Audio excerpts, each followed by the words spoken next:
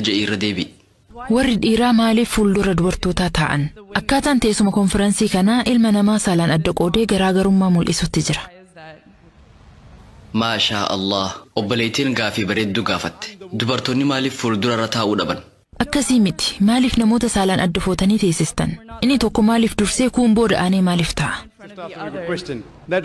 ولي قال له وبليتين غافي باي إيغاري غافت يو خوالك إتماتي أمانتان تاتن إيرا في دبرتوني مالي فولچنا هنتين إني توكو مرغان قوم بيتا مالي فنتين جاتي غافت ديبسان سببني إسا قرآن سورة النور سورة الدمي أفرفا آية صدوم فارت تكنجا مؤمنان وان جتو إجتيسان والالون هنهي من الراقة كبدا قام سالا خيسانيس إيقاد آجئين جاء نمني ديراتوكو أكما دبرتي أركين سفسان إجسا قد كبتشو كبا خنافو يو دبرتوني خرا مرغات انتاءن أيرو هند غربتا قفلالا هاسهون كبجتشودا سببان أمو إسا لالون نافن هيمم حالة يسوما أما جرو خانان غرو nama hunda laaluun hin danda'a. Obbolii an amma bakka jiru kanarraa fuula kee arguun danda'u. Atis kallattiin an jiru kana laaluun ni dandeessa. Yoo sirriitti natti dhihaattee laaluu barbaadde ammoo iskiriina as keessa jiru irratti na laaluu ni dandeessa. Rakkoon qabu garuu anaaf hin ta'u. Akka qura'aanii natti himetti akkumaan dubartii arkeen ija tiyya gad qabatuun qaba. Yoo haadha warraatiyya haadha tiyya yookiin intala tiyya taate malee jechuudha. Namni dhiiraa tokko an dubartoota laaluus miirri natti dhagahamu tokkolleen hin jiru yoo haja'u ta'e namni sun ogeessa xiinsammuu saayikaatiristi bira dhaqee ilaalamuu qaba. Kanaafuu iddoo tanatti haala amma jiru kanaan walirraa fagaachuun isinitti haasawa jechuudha. Ati mirga kiyyaan teessee an ammoo yoon sirraa garagalee kallattii tokko qofa laalee haasawe. Kun haala fokkotaa akkamiiti? Akkamitti duudanatti galee dubbata jetta. An amma kallattii hunda laalutti jira. An si laaluu hin danda'u. Namoota dhiheenya kiyyatti argaman muraasa garuu laaluun hin danda'a. Ulaagaa hijaabaa naaf kaayame amma hordofaatiin jira. Osoo namni waltajjii tanarraa dubbatu dubartii tahee ammoo sarara fuulduraarra dubartoota keenya. Dhiirri ammoo isaanitti aananii taa'an. Kun rakkoo miti. Ammoo wanni akkana gooneef kan dubbataa jiru waan dhiira ta'eef. Yeroo nuti galma bakka lamatti qoonnee gamanaa fi gamasiin teessisnes ni jira. Akkasis ni goona. Goonees jirra. Garuu walgahii haalaan guddoo akkanarratti kan kaameraan hedduun jiru irratti nu rakkisa. Sababni keenya isa kana malee dubartoonni sadarkaan dhiiraa gad jiran jechuufi miti. Sababa kanaaf iskiriina guddaa gama keessan dhiheessine. Keessattuu dubartoota gara duubaa jiraniif jecha akkas goone. Haala saniin nama haasawaa jiru sana arguu ni dandeessan. Garuu fuuldurarraan taa'uun akkaan haasawa seeraan hin haasoyne na godha. Akkaan seera hijaabaa hin kabajne na taasisa. Anaaf dubartoota laaluun dhoorkaadha. Wayita waltajjiirratti haasoynu akka barannetti warra dhaggeeffatu ijaan laaluu akka qabnu barsiifamnee jirra. Isaan fuuldurarra taa'aa jiran dubartoota yoo ta'an ana na rakkisa. Yeroo takka gara biyyoota Khaliijaa imaleetiin ture. Haasawa akkaan taasisuuf hin affeerame. Kan sagantaa san qopheesse ammoo dhaabbata dubartootaati. Anis yoo xiqqaate sarara fuula duraallee taatu dhiira godhaan je'een. Garuu isaan waan an je'e hin raawwanne. Kanaafuu haasawaan taasisaniin walakkaa osoon lafa laaluu walakkaa hafe ammoo osoon bantii manaa yookiin korniisa laaluutiin fixe. Lafa bantii na amane cinqii guddoo keessaan ture. Waanin dubartoota keessa tureef osoon taane. Haasawa kiyya walakkaa lafa laalaa haasawa kiyya walakkaa ammoo dhaaba manaa laalaa waanin xumureefin cinqame. An ulaagaa hijaaba kiyyaa eeggachuun qaba. Asitti nama fuuldurarraan jiru laalaa itti haasawuun hin danda'a. Yoo rafaa jiraate usee ija keessa yoo laale namni sunis qaanfatee rafuu dhiisa. Dubartoonni garuu narraa fagoo jiran wanni akkana gooneef ulaagaa hijaabaa kabajuudhaaf tuffachuu fi isaan xiqqeessuudhaaf jecha akkanan goone. Isiniif maayikii tokko qofa goonee dhiiraaf ammoo maayikii lama wanni gooneef lakkoofsi keessan waan wal caaluufi. Warra asitti argame keessaa harka 3 keessaa 2 warra dhiiraati. Garuu yeroo dabre wayita lakkoofsi dubartootaa fi dhiiraa walqixa turetti maayikii walqixa kannine. Deebisaasiif kanne je'eetiin abdadha obbolii. Galatoomi. Yes, brother. Good evening, doctor. I have been coming regularly. Akkam oolte Dr. Zakir. Ani waggoota hedduuf yeroo ati konferansii Peace TV qopheessitu hunda haasawa kee irratti argameera. Kan amma si gaafatuu barbaade. Ani amma manguddoo maatii lama jidduu jiruu taheera. Maatiin lameenuu muslima. Intalaa fi gurbaa maatii lameeniituu niin beeka. Ijoolleen tunniin wal fuudhuu barbaadu. An ammoo manguddoo ijoollee tana walitti fidee waliigalcheedha. Amma ijoolleen tun gaa'ela ijaarrachuudhaaf tahan.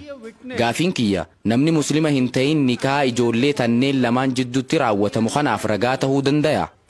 To the nikah. Brother, that's a very good question. Obboleessi gaafii bareedduu gaafate.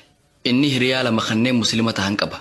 maatiin tokko kan gurbaa fuudhuuti tokko ammoo tan intala heerumtuuti inni manguddoo jara lameen walitti fiderraaye gaa'ela kanaaf ragaa ta'uu hin danda'a Isaantu ragaa nuuf tahi je'ee na gaafate. hayyee isaantu ragaa nuuf tahi je'ee isa gaafate ragaa ta'uu hin danda'a je'ee gaafate ta'uu ni dandeessa garuu ulaagaa takka yoo guutte qofa ulaagaan sun guutamuu qaba yoo Allah malee rabbiin biraa hin jiru akkasumas nabi Muhammad sallallahu alaihi wasallam ergamaa rabbiiti jettee ragaa baate nikaaha isaanii saniif ragaa ta'uu ni dandeessa deebisaa siif kanna jeetiin abdadha Galatoome. Brother, this question Obboleessa gaafiin kun dubartii musliiman ta'in irraa dhufe asuma nu keessatti argamti garuu waan sodaatteef gara maayikiroofoonaa dhufuun barbaanne gaafii isii sii dubbisa yoo intalti musliiman ta'in takka dhiira musliima taheetti heerumuu barbaadde gurbaan musliimaa ammoo akka isiin musliima taatu waan barbaadeef osoo hin dirqisiisin akka islaamummaa qeebaltu yoo gaafate rakkoo qaba jechuunis maatiin gurbaa akka isiin islaamummaa qeebaltu gaafatuun rakkina qaba lammaffaan intalti musliima hin ta'in takka yoo gurbaa musliimaatti heerumte ammoo osoo islaamummaa hin qeebalin barsiisa islaamummaa keessa jiru seeraan yoo hordofte rakkina qaba maqaan isii koshbuu jedhama barsiistuudha supposed to be followed. Is it wrong on the part of the girl to follow the religion but without converting? Her name is Khushbu. She is a teacher by profession. Sister asked the question, there's a non-Muslim like to ask a question. obboleettiin teenya gaafii dubartiin musliiman tahin gaafatuu barbaadde bakka buutee gaafatte sunis intalti musliiman tahin takka dhiira musliimaatti heerumuu yoo barbaadde gurbaan sun akka intalti islaamummaa qeebaltu gaafatuun isaa sirriidha jetti gaafiin akkasumas intalti musliiman tahin takka barsiisa islaamummaa cufa osoo musliiman tahin yoo hordofte fudhatama qabaa jettee gaafatte qur'aanni suuraa al-baqraa suuraa lammaffaa aayaa 221 irratti akkana ja'a isin warri rabbitti amane dhalaa amantii hin qabne hin fuudhina itti fufuudhaanis isii namni gabara godhate tan amantii qabduutu dhalaa amantii hin qabne tan bilisa taaterra caalaa ja'a gabraas yoo taate fokkottuus yoo taate intala mu'minaatu wayya intala mushrikaa bareedduu fuudhurra intala muslimaa fokkottuu fuudhuutu wayya tarii isiin dubartii haalaan bareedduu tahuu dandeessi tarii giiftii tahuu dandeessi tarii tan qabeenya qabduus tahuu malti tahullee intala mu'minaatu caala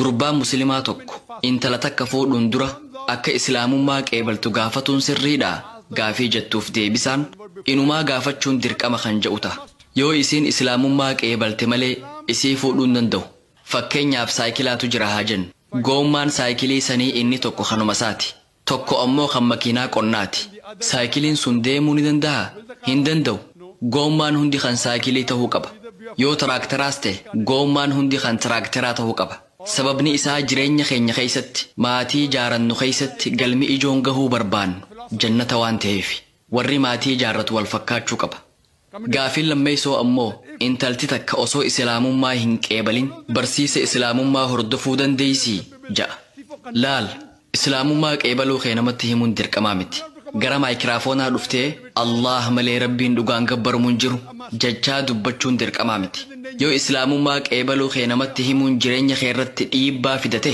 qalbii tee keessatti jettee rabbii ol aanitti himatti gahaadha ragaan siin barbaachisu kun walii galtee sii fi rabbii kee jidduu jiru kanaafuu sirni addaa gara islaamummaa seenuu keetiif qopheeffamu hin jiru garuu himachuun filatamaadha sunis akka namni biraa karaa sirrii hin taaneen sin hubanne taasisa haa ta'u malee yoon himadhe rakkootu na mudata jettee rabbi qofatti himattee qalbii keessatti qabattee seeraan hordofte alhamdulillah amaneetiin jira ja'anii arrabaan himachuu caalaa gochaan agarsiisuutu barbaachisa dubartiidhaaf islaamummaa qeebale jettee labsattee hordofuu dhabuurra osoo qeebaluusii hin labsatin barsiisa islaamummaa hordofuutu isiif jaalatamaadha waaniin je'e sirritti naaf hubattee intalti muslimaa takka osoo islaamummaa qeebaluusii hin labsatin barsiisa islaamummaa hordofuutu eega qeebaluu isii labsatteen booda hordofuu dhabuurra isiif caala labsachuurra dalagaarra oolchuutu barbaachisa kun waan isii fi rabbii jidduu jiru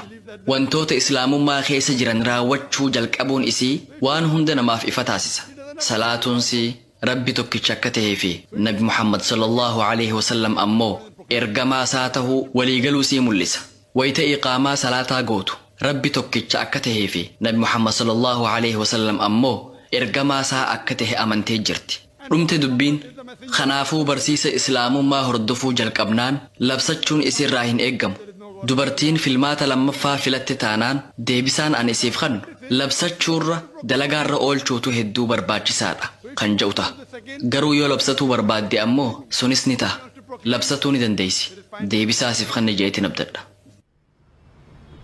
Yes, brother. Hare Krishna. Here. Ani yeroo duraatiif sagantaa akkanaa irratti hirmaadhe. Warri asitti argamu waa'ee jireenyaa dachii tanaa beekuudhaaf hedduu barbaada. Garuu mariin amma asitti geggeessaa jirru kun rakkin waliigalaa akka dhiiraa fi dubartiittis qabnu ni furaa jettee adda. Rakkinnoota mudataaru kan duriif ka ammaa dhukkubaa fi kanneen birootis walumaa galatti rakkin ilma namaa fura. Dhaloota irraa kaasee haa guddannee dulloomnuu fi dhukkuboota nu mudatan kanniin irraa nu furuu danda'a. Intal gaarii fuudhuun yookaan dhiir gaariitti heerumuun yookaan ammoo intal qabeenyi qabdu fuudhuun yookaan obboleessi nuti waa'ee mirga dhiiraa fi dubartootaa haasawaa jirra.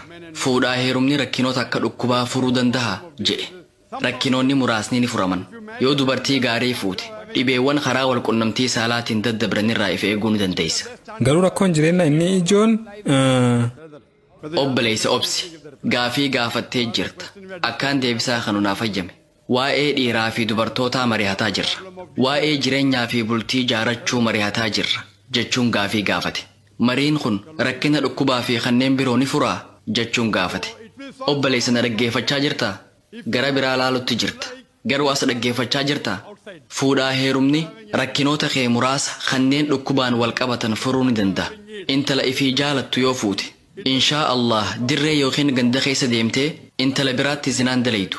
Kun ammoo carraa ati dhukkuba karaa wal qunnamtii saalaatiin daddabraniin qabamuu keetiin hir'isa.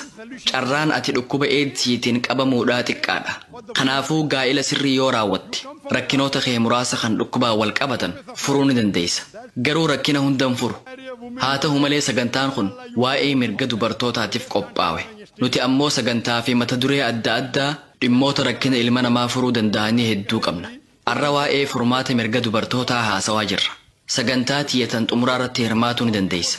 Sun waa'ee kaayyoo jireenyaarraa haasawa. Sagantaa sanirratti waa'ee jireenyaatiin wal qabatee furmaata sirrii ni argatta. Kanaafuu guyyaa saniif kaayadhu. Waa'ee marsaa xumuraa beektaa? Wanni gaariin yeroo hunda akkaataa xumura isaati ja'ama.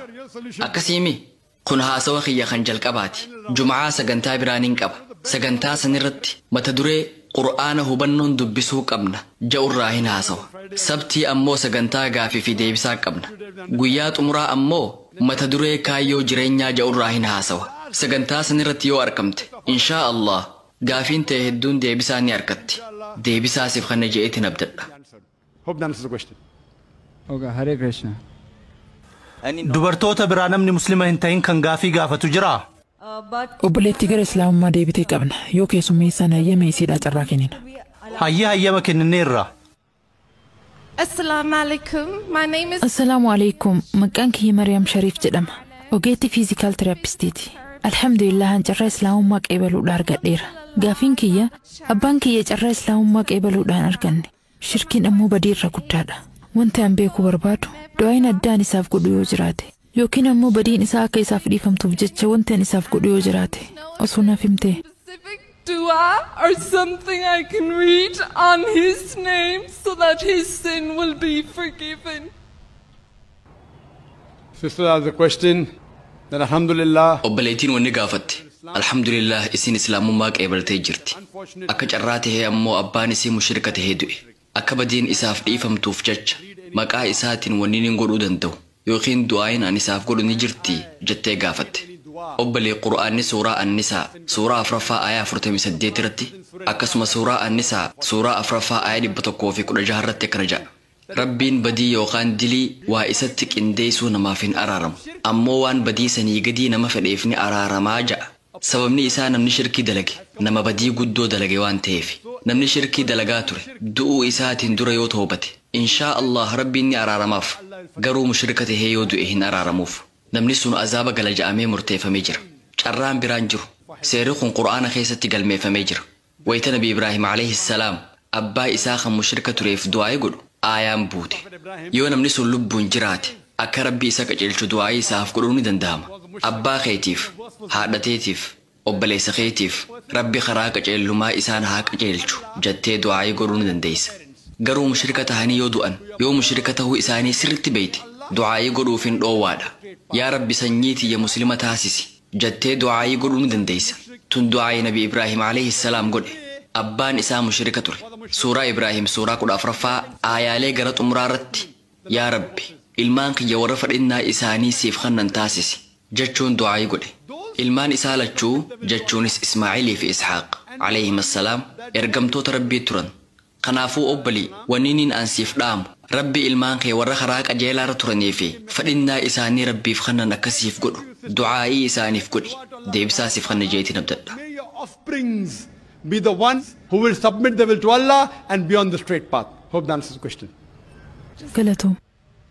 Hayyee obboleessa. Assalamu alaikum wa rahmatullahi wa barakatuh. My name is Maqaan kiyya Talhaa Nusrat jedhama. Barataadha. Gaafii gaafatuun dura si galatoomfachuun barbaada. Namni musliman tahin kan gaafii gaafatuu barbaadu ni jira. Namni musliman tahin gama dhiiraati yookiin dubartoota irraayis ta'u namni gaafii gaafatuu barbaadu ni jira. Kun carraa keessani. Mata duree dhimma dubartootaa kanarratti wanni gaafatuu barbaadda yoo jiraate yookiin ammoo islaamummaa fi amantii wal bira qabu irratti wanni gaafattan yoo jiraate itti fayyadamaa. Namni musliman tahin kan gaafii gaafatuu barbaade yoo jiraate gaafatuu mirga qaba. Yoo hin jiraanne warri muslimaa akkatti fufan hayyamna. Yoo jiraatanii jidduun dhuftan hiriira dhiissanii gama fuulduraa dhufuu mirga qabdan. Hayyee obboleessa itti fufi.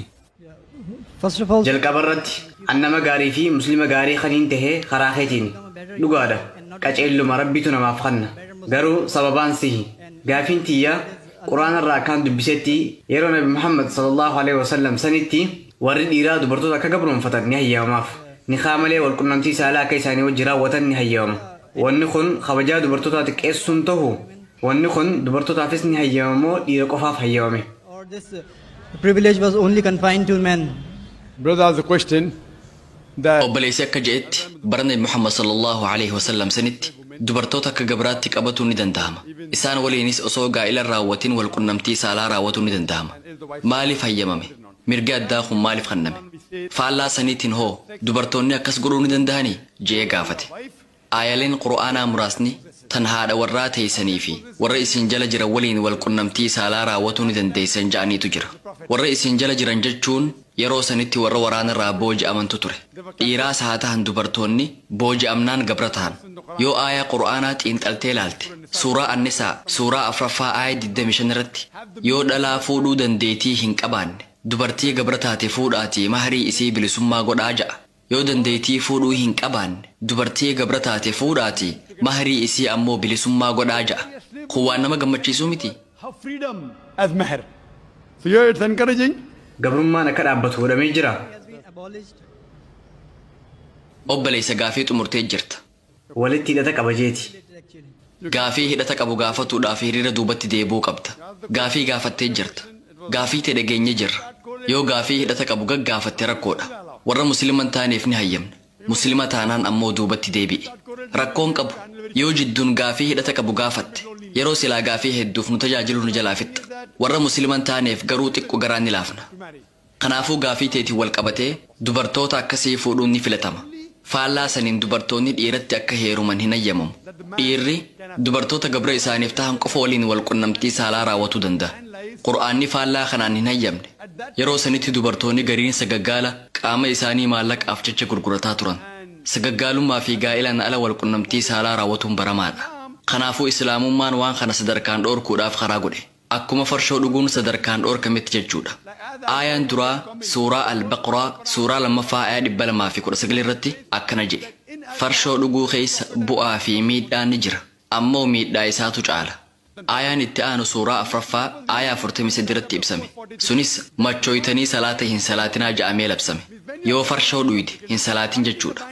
Inni xumuraa suuraa Al-Maa'idaa suuraa 5ffaa aayaa 90ffaa irratti ibsame.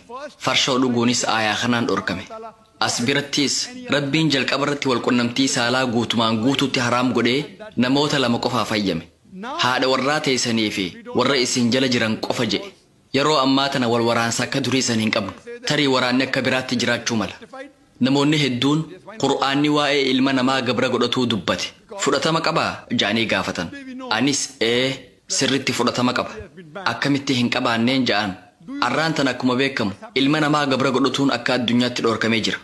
Garuu waan ammaan tana mana hidhaa Guantanamo Bay keessatti raawwatamaa jiru beektu dhaabbanni mootummoota gamtoomanii nama waraana irratti booji'ame akkamitti qaba jennee haalaallu.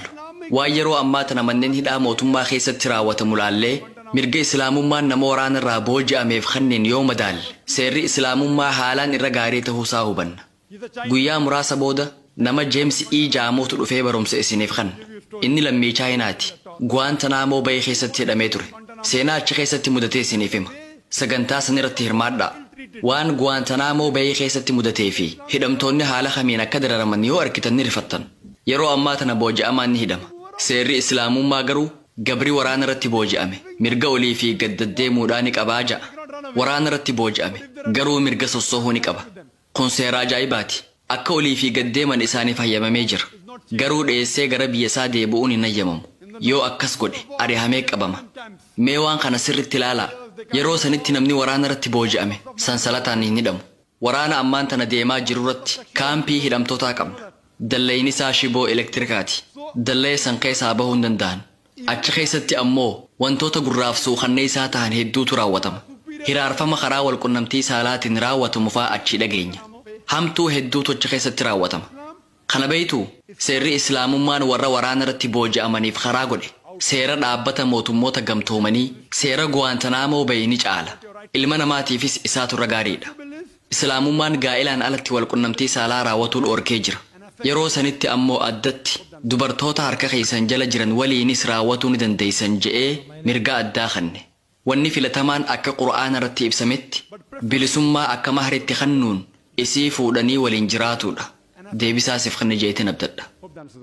Galatoomi. Hayyoo obboleessaa. My name is Anand by profession. Maqaan kiyya Anand jedhama. Dizaayinar keessoo manaati. Wanti an gaafatu barbaadu intalti muslimaa dhiir muslima hin ta'initti heerumuu dandeessi? But that's the question that can a Muslim girl marry? Obboleessi intalti muslimaa dhiira muslima hin ta'initti heerumuu ni dandeessi jee gaafate. Akkumaan dura jeetti intala mushrikaa hanga amantutti fuudhuun hin danda'amu. Aayaan yeroo san isiniif hime kan suuraa Al-Baqraa suuraa lammaffaa aaya 221 irra jiru akkana ja'a. Isin warri rabbitti amane dhalaa amantiin qabne hanga amantutti hin fuudhinaa. Isii namni gabra godhate tan amantii qabduutu dhalaa bilisaa tan amantiin qabne irra caala. Osoo isin ajabdellee itti fufuudhaan aayaan sun dhalaa amantii qabdu dhiira amantii hin qabnetti hin heerumsiisina. Nama namni gabra ja'uun kan rabbitti amaneetu dhiira walabaa amantiin qabne irra caala. Osoo isin ajabillee namni sun dhiira bareedaa ta'uu danda'a. Dureessarraa boodaa ta'uu mala. Tahullee dhiirri iimaana qabu dhiira iimaana hin qabne irra ni caala. Kanaafuu gara lachuutuu dubbiin jirtu wal fakkaatti. Intalti muslimaa dhiira muslima hin ta'in itti heerumuu hin dandeessu. Islaamummaa fudhannaan ni ta'a. Itti heerumuu ni dandeessi. Akkumaan fakkeenya dura isiniif kanne. Goommaan makiinaa afran wal fakkaatu qaba. Tokko saayikilii tahee sadi makiinaa yoo ta'e deemuu hin danda'u. Sababni isaa waahila jireenya keetii kadhugaan jaalattu waliin jannata seenuu barbaadda waan ta'eef. Intalti muslimaa abbaa warra sii jaalattu waliin jannata seenuu barbaaddi. Jiruun dachii tanarra jiraannu jiruu gabaabduudha. Mee waan takka yaada namni bultii wajji jaartan sun akka azaaba seenu yoo beektan waliin jiraattanii jireenyi kanaa maali faayidaansaa? Kanaafuu jalqaba irratti namni sun islaamummaa fudhatuu isaa mirkaneeffatuu qabda. Rabbiin tokko akka jiru yoo amane Nabi Muhammad sallallahu alaihi wasallam ergamaa rabbii khaxumuraa ta'uu isaa yoo qeebale warri wal fuudhe lamaan carraa addunyaa fi aakhiraattis jireenya milkii jiraachuudhaa qabaachuu malan. Deebisaasiif kana jeetiin abdadha. That both will have the best of this world and the hereafter. Hope that answers the question. Dubartoota biraa namni gaafatu jira? Hello, good evening, sir. I'm Sadia Akram. I'm a first year student of Business Management Studies. My question is... Hello, akkam oolte. An Sadia Akram jedhama. Barnoota biizines manaajimantiitiin barattu waggaa duraati. Akkuma haasawaa kee keessatti ibsitetti dubartoonni musliimaa dalagaawwan akka moodelingii, fiilmii dalaguu fi shubbisuu irraa fagaatuu qaban jette. Gaafiin kiyya seerri kun dhiira irratti hoo dalagaa? This is the question that I said that profession will exhibit the body like... Obboleettiin wanni gaafatte. Haasawaa kiyya keessatti akkaan ibsetti dalagaawwan qaama mul'isuu waliin wal qabatan kanneen akka shubbisuu, faashina irratti hirmaachuu, fiilma dalaguu, dhiiraaf hoo dhorkaadhaa jette.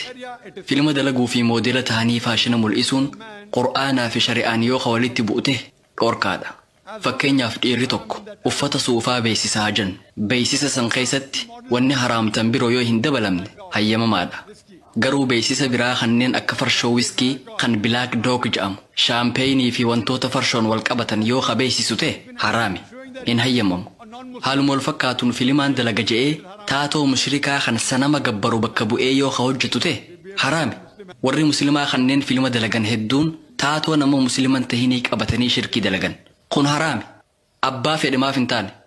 Addunyaa tanarraa aaktara cimaarraa boodaa taatanis. Taatoon inni bakka bu'ee dalagaa jiru sun jahannam isa geessaa jira. Dalagaan isaa jahannam isa naqutti jirti. Garuu filima keessatti taatoo bareedaa yoo bakka bu'e yoo nadhoo jalan fiine rakkoon qabu. Garuu wantoonni faayidaa hin qabne itti daddabalamanii ulaagaan seerri hijaabaa yoo cabe haraam itti ta'a. Saniin ala wantoonni sasalphaan kawanni haraam itti makamne kan ulaagaan hijaabaa keessatti hin cabne qur'aanaa fi sunnaa hordofanii yoo hojjetan filmiiwwan dhaamsa islaamummaa qaban kan ilma namaa jannata geessan yoo dalagan waan gara rabbii nama geessu yoo carraaqan rakkoo takkallee hin qabu. Kanaafuu wanni isaan filimaan yookiin karaa moodeelingiitiin dalagan yoo shari'aadhaan walitti hin buune hayyamamaadha. Yoo san hin taane garuu haraami. Deebisaa siif kan jeettiin abdadha. Galatoom. Hayyoo obboleessaa. Assalamu alaikum. My question is now the age of combined studies. Assalamu alaikum. Amma jaarraa barataa walitti makame baratu kan keessatti dubartootaaf barumsa fayyaa barachuun hayyamamaadha.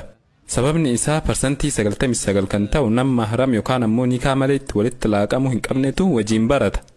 But there's a question that is co-education permitted? Obboleessi kolleejjii keessatti barumsa fayyaa barachuun danda'amaa jee gaafate. Akkasimi dubartiin doktara ta'uu yoo barbaadde manni barnootaa dhuunfatti dubartii qofa barsiisu yoo hin jiraanne dhiiraan walitti makamanii baratuun ni hayyamamaa fi jee gaafate. Kaayyoon dhugaa yoo jiraatte shari'aan islaamaa badii guddoo hambisuuf jecha kasaaraa xiqqoo kasaaruun ni ta'a ja'a. Dubartiin takka kolleejjii fayyaa kan dhiiraan walitti makamanii baratan seentee yoo baratte seera hijaabaa eeggachuun itti ulfaata. Garuu eeggachuu ni dandeessi. Hubadhaa garuu haalaan ulfaata. Kolleejjiin fayyaa bakka jabduudha. An kolleejjii fayyaa keessaan ture. Maashaa Allah rabbi waan san keessaa na baasee jira. Dameewwan ulaagaa hijaabaa nama harkaa cabsan keessaa kolleejjiin fayyaa isarra hamaati. Achitti hijaaba eeggachuun qabsoo jabduu barbaaddi. Ammoo rabbi qofaatu rakkoo san keessaa si baasa. Saniin ala dhiiraa fi dubartoonni walitti makamanii gareedhaan hojjechuuf dirqaman. Halkaniis waliin turanii dalagan. Haalaan hamaadha. Yoo rabbi si faana jiraate inshaa Allah karaa qajeelaa irra turuu ni dandeessa. Dubartiin yoo kolleejjii fayyaa seenuu barbaadde hijaaba sii eeggachuun dirqama isiirratti ta'a. Kolleejjiin an keessatti baradhetti dubartoonni muslimaa kan hijaaba isaanii eeggatanii jiran.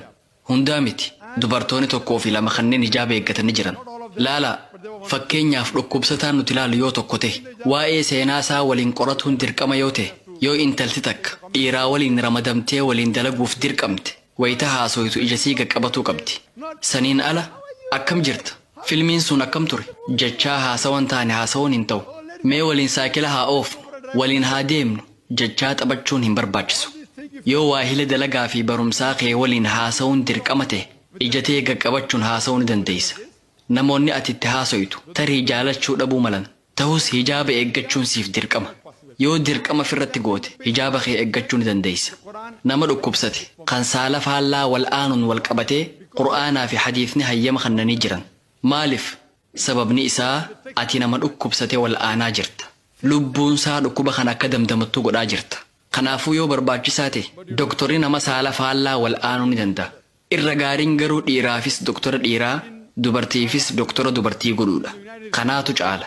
Haa ta'u malee bakka hundatti waan kana argachuun hin danda'amu. Sababa kanaaf nuti sochii United Islamic Aid jettu jalqabne. Sochii tana keessa dalagaa haareetan Free Medical Center jettu jalqabne. Waan kana dhihootana jalqabne. Konferensiin kun eega xumurameen booda dalagaa isaa ifatti jalqaba.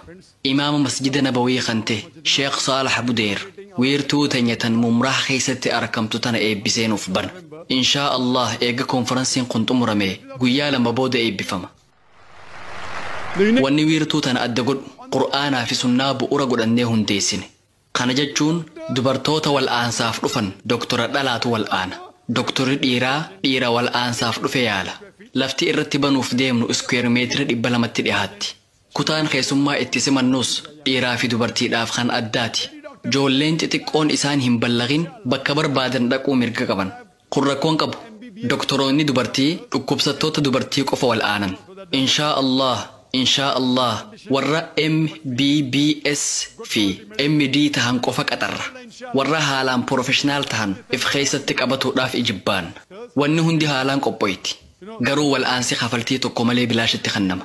Ogeeyyoota fayyaa haalaan ogummaa qaban dhiheessina. Inshaa Allah.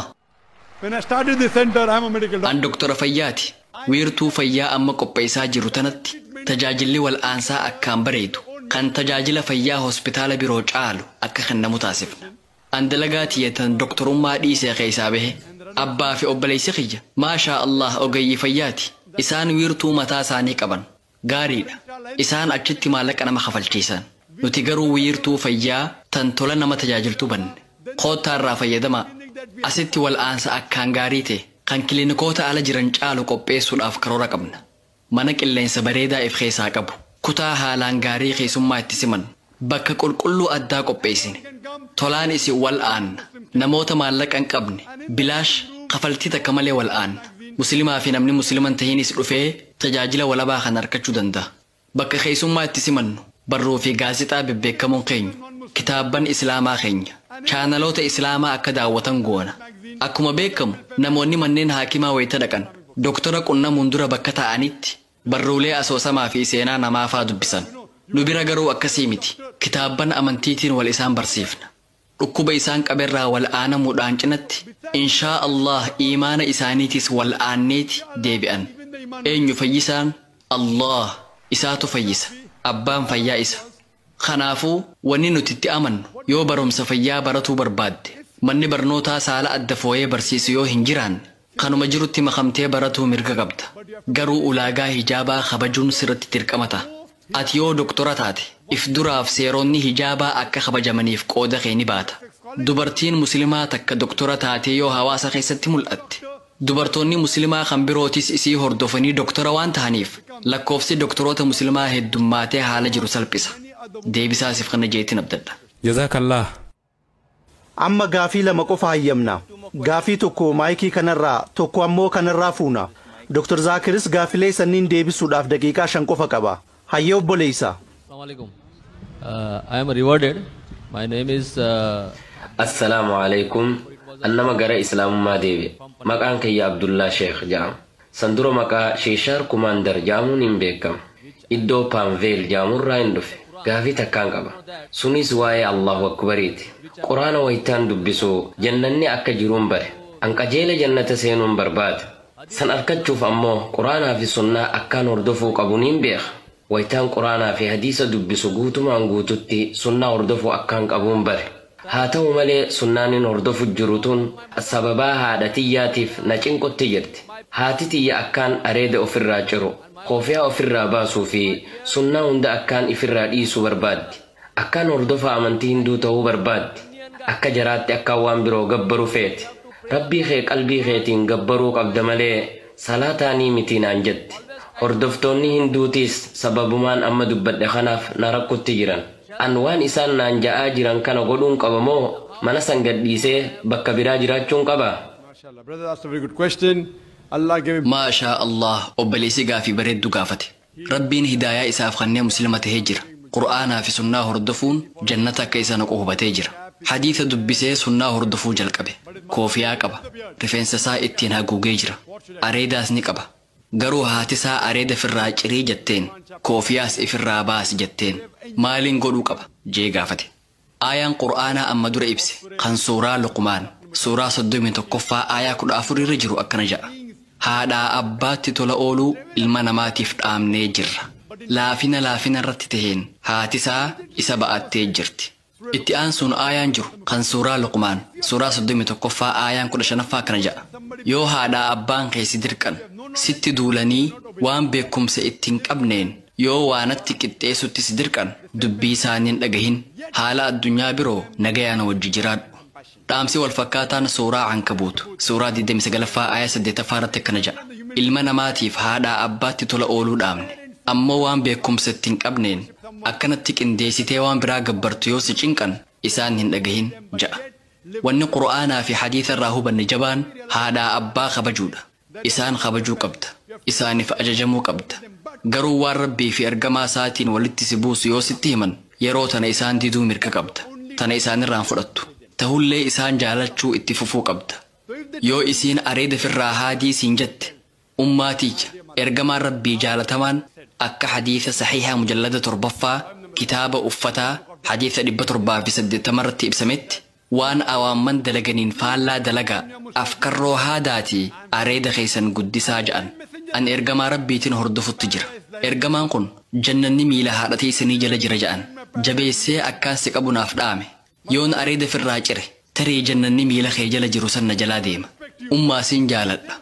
Ummaa an siin yaada. Ummaa an siin kabaja. Ergamaan kun namni nin haalaan kunuunsuu qabu haadhateetii naan jedhe isitti aaneetis haadhateeti isitti aaneetis haadhateetii jedhe. Kanaafuu yoon isa hordofuu dhiise tarii isillee kabajuu dhiisuun mala. Ummaa hanga ati nama gara jannataa na geessu sanirraa na hin fageessinetti siin jaaladha siin kabaja siifin ajajama. Kaniin an hordofu kun ergamaa rabbiiti je'iin. Kanaafuu akka ati haasoytu irratti hundooytee jiruun teessiif qajeelti. Islaamummaa qeebaluu keetiin dura ati yoo nama haadha isaatti jallate taate wayita haati ta'e kaanateeraa cuquliisa uffadhu siin jette ummaa an bifa cuquliisa hin jaaladhu jechuun mormita.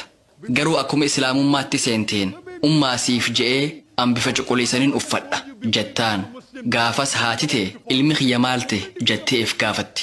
Muslima ta'uun dura na didaa ture. Akkuma muslima ta'een garuu naaf ajajamee jetti. Islaamummaa qeebaluu keetiin dura wantoota haadhatee didaa turte cufa akkuma islaamummaa qeebalteen wantoota sanniin dalagi. Waan rabbii fi ergamaa isaatiin walitti hin buune hordofi. Waa hunda jijjiiruu qabda. Hanga amma dura isii jaalattu caalaa isii jaaladhu. Haalaan kabaji. Fakkeenyaaf mana sagada amantaa sii dhaquu dandeessi. Iddoon sun iddoo shirkiiti. Bakka hamtuudha. Garuu akkuma mana sanii gabbaateen fuutee mana sii geessuun dirqama keeti. Sababniinis isiini jaalatta. Isiini kabajja. Osoo isiin muslimallee ta'uu baattee jannanni faana haadhateetii jala jira. Haati ta'e tarii jannata seenuu dhabuu malti. Ta'us jannanni miila haadhateetii jala waan jiruuf hanga isiin rabbii fi ergamaa isaatti kafar isiin hin je'initti isii jaaladhu, isii kabaji, isiif ajajami. Jireenya kee keessatti jijjiiramni jiraachuu qaba. Yeroo san isiin si kabajji. Amantii teetiis siif qeebalti. Dubbii Nabi Muhammad sallallahu alaihi wasallam qeebaluudhaan jiraachuu jalqabdi. Deebisaa siif kana je'eetiin abdadha. Wa aakhiru da'waana an alhamdulillahi rabbil aalamiin. Garuu rakkoo takkaatu jira. Islaamummaa qeebaluu kiyya amantee fudhattee jirti.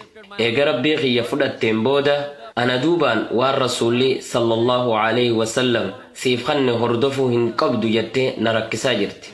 Waan islaamummaan ajaju hundarraa na dhoorkuu feeti. Ammaal godhuun qabaa? Mana gadi dhiisuun qabamoo? Haadha tiyyarraa fagaatuun qabamoo? Sababni isaa akkuma ati nutti himte jannanni miila haadhaa jala jira. Sa'aan qabnu nu jalaa dhumutti jirti. Gara laafinaan isii jaaladhu. Qur'aanni suuraa Annisaa suuraa 4ffaa aayaa 59 irratti Atiicu Allaha wa atiicu Rasuul Rabbiif ajajamaa Rasuulaaf ajajamaa ja'a. Akkana jeejii itti himi. Qur'aanni waan ergamaa hordofaa je'eena ajajeef isaan hordofutti jira. Waan namni natti himeefii miti.